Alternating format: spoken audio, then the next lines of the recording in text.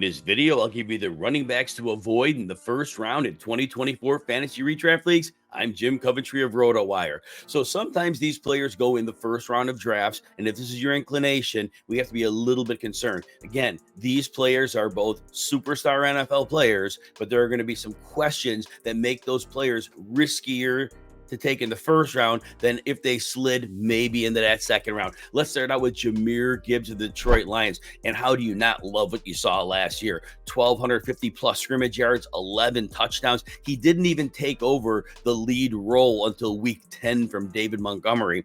And Montgomery was seeing at the end of the season less than 30 snaps a game, although Montgomery was getting touched on about half of those. Well, Gibbs continues to produce, and both running backs in Detroit had double-digit touchdowns. And I know that offense has had that history even back to Jamal Williams. So maybe there's enough touchdowns for both to go around. But there are a few things to consider with Jahmyr Gibbs. We know he'll be in some type of a timeshare and more than the other elite backs will be. The one thing that Detroit struggled with Gibbs last year was optimizing him as a receiver. Gibbs was 20th percentile after the catch. And sometimes it's a matter of a coaching staff scheming up a player properly. Sometimes it's a matter of a quarterback not just throwing a screen pass to the receiver, but leading that running back with the ball directly into space without hesitating. Think Drew Brees when we think of that. Perfectly placed football to get the runner going. Well, Jared Goff may not be that level of passer with that touch on the interior area. And not a lot of quarterbacks are stars at that. Another problem that we might see, if the Lions have any improvement defensively, and look, Aiden Hutchinson's becoming a game wrecker, better each year. They drafted two cornerbacks in the first two rounds of the NFL draft. So if this defense makes any move forward, even Jack Campbell, the linebacker, was coming on as the year went on.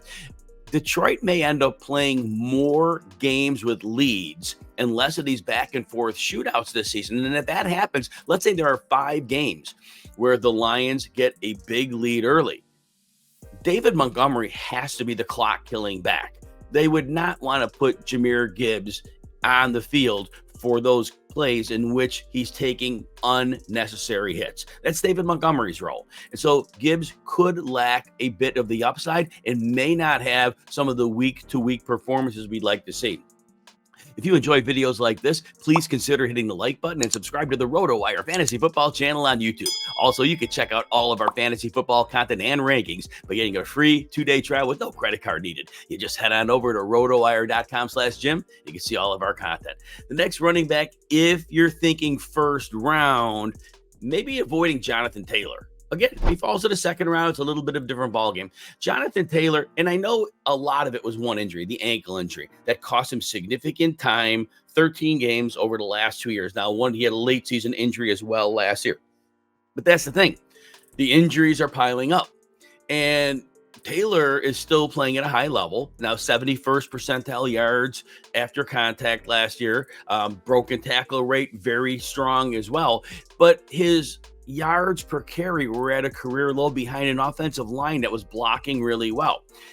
Now, that said, aside from that, Taylor did lack some upside because of lack of snaps. He only played 40 snaps 5 times, didn't hit 50 once. That could correct itself. But Anthony Richardson's in the mix, and Anthony Richardson is going to run often, run for a lot of yards. Jonathan Taylor may see some very increased efficiency when he runs the ball with the mobile quarterback. But if Richardson's going to eat up big yardage on the ground, a lot of that could come at the expense of Jonathan Taylor. This team also does have a strong passing attack. Anthony Richardson might be a little erratic, but he has Michael Pittman, who is an outstanding possession plus receiver. Josh Downs, who's dealing with a preseason ankle injury, though, is an excellent slot receiver. They even brought in Adonai Mitchell in the draft. So all that said, Jonathan Taylor in the first round presents a little more risk than we might like. So maybe, again, if he falls in the second round, fine. Otherwise, maybe consider going to the wide receiver at that point of the draft.